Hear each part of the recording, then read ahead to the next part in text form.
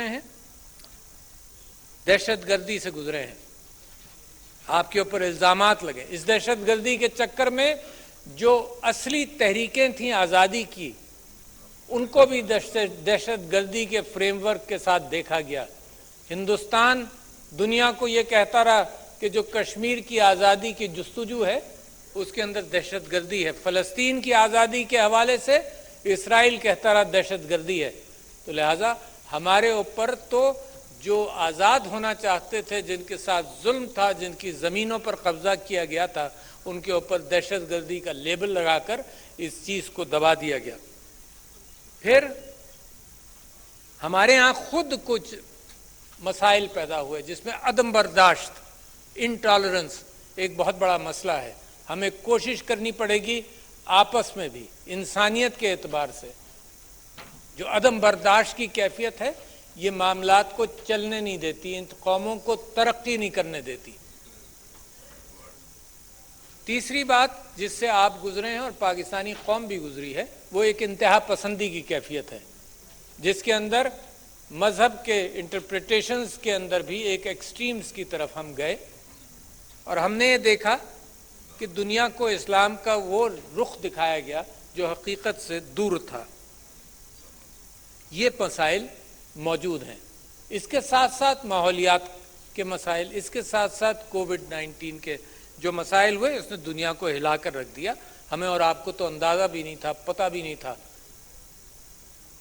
हम तो यही पढ़कर ताज्जुब करते थे कि अलम तरा कैफ फ़अल रब्बुका बिअस्हाबिल फील, कि अबाबील के मुंह में कंकरियां होंगी, उससे भी हाथी मर जाते हैं।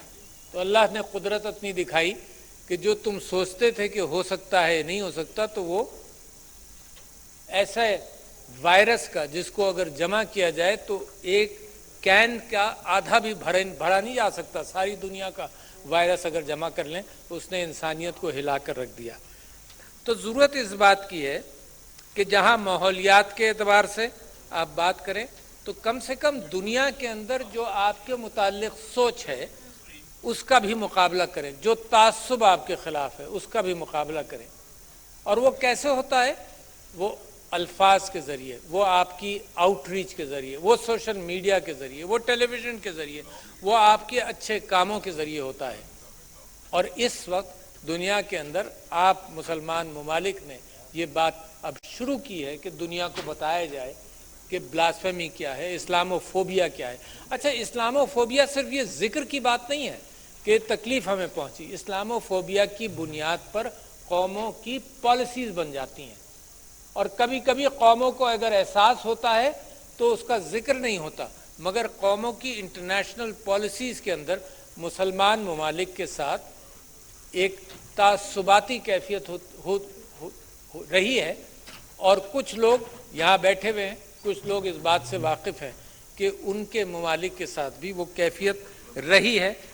जब वो यूरोपियन यूनियन ज्वाइन करना भी चाहते थे तब भी उनके साथ जो सलूक किया गया वो मुख्तलिफ था।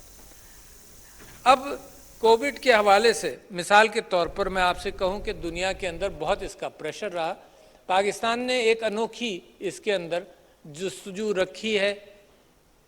कामयाब अभी दुनिया के अंदर कोविड मौजूद है, पाकिस्तान में भी मौजूद है, मगर जिस नज़म के साथ पाकिस्तान ने मुकाबला किया, बड़ी अहमियत है इस बात के अंदर। और आपको मैं इस्लामी तारीख़ से उसकी मिसाल भी दूंगा। जिस तंजीम के साथ इसका मुकाबला किया गया, एक ये जज्बा कि हम अपने यहाँ लॉकडाउन करके और बंद करके लोगों के रोज़गार को ख़त्म नहीं करेंगे, ये एक जज्बा ऐसा था कि जिसके अंदर फिर अल्लाह ने बरकत डाली। मगर दुनिया कहती थी कि बंद कर दो। हमारे प्राइम मिनिस्टर ने इस बात का एहतमाम किया कि रोज़गार ख़त्म नहीं होने देंगे, एहतियात करेंगे। दुनिया कहती थी कि तुम अनपढ़ मुल्क हो, तुम्हारे यहाँ काफ़ी लोग अनपढ़ हैं, तुम नज़्म ज़ब्त के साथ कर नहीं सकते। जो हमने देख लिया, जिन ममालिक के अंदर नज़्म ज़ब्त था वो तो बाकायदा प्रोटेस्ट कर कर, जलसे जुलूस कर कर वायलेट करना चाहते थे वो जो तरीक़ेकार बताए गए। पाकिस्तान ने किसी हद तक 100% लोग तो कभी भी अमल नहीं करते, मगर एक नज़म का मुजाहरा किया, तंजीम का मुजाहरा किया। मसाजिदें एहतमाम के साथ, SOPs के साथ खुली रखी, अल्लाह से ताल्लुक़ बरकरार रखा। लिहाजा مکمل کامیابی ابھی نہیں ہوئی ہے اور ہم اپنا جاری رکھتے ہیں اپنے پریونشنز کو، مگر ایک تنظیم کے ساتھ۔ اور تنظیم کیوں ضروری ہے ملکوں کے لیے؟ میرے نبی صلی اللہ علیہ وسلم جب امامت بھی کرتے تھے تو مڑ کر دیکھتے تھے اور کہتے تھے کہ لائن تم سیدھی بناؤ۔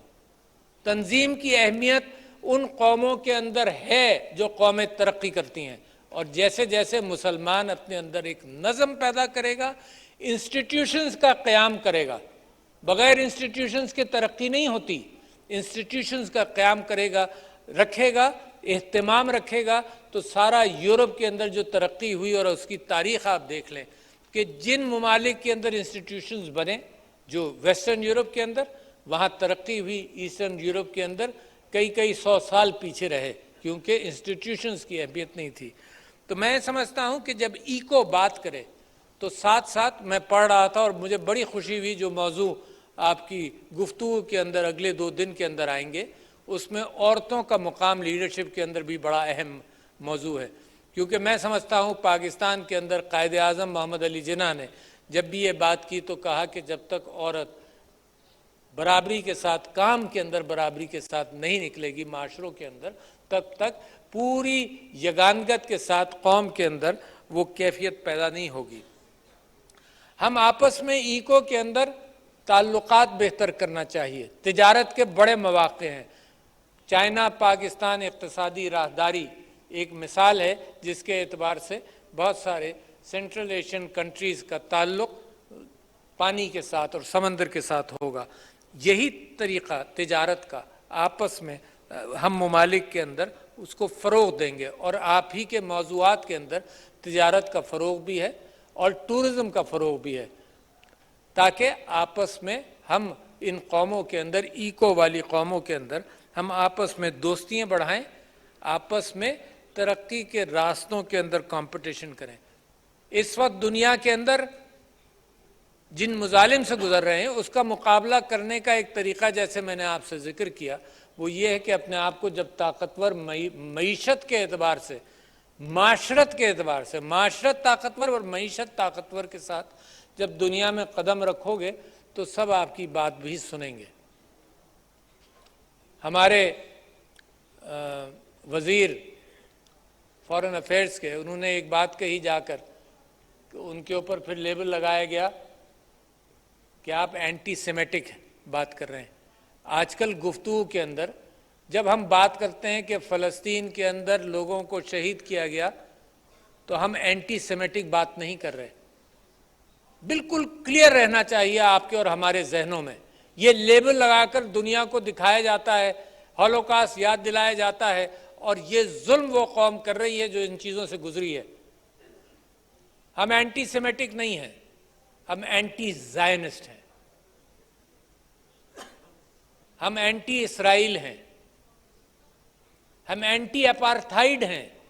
یہ اپارتھائیڈ ساؤتھ افریقہ سے کہیں زیادہ خراب ہے، جو ساؤتھ افریقہ والا اپارتھائیڈ ہم نے دیکھا تھا، کہیں زیادہ خراب ہے۔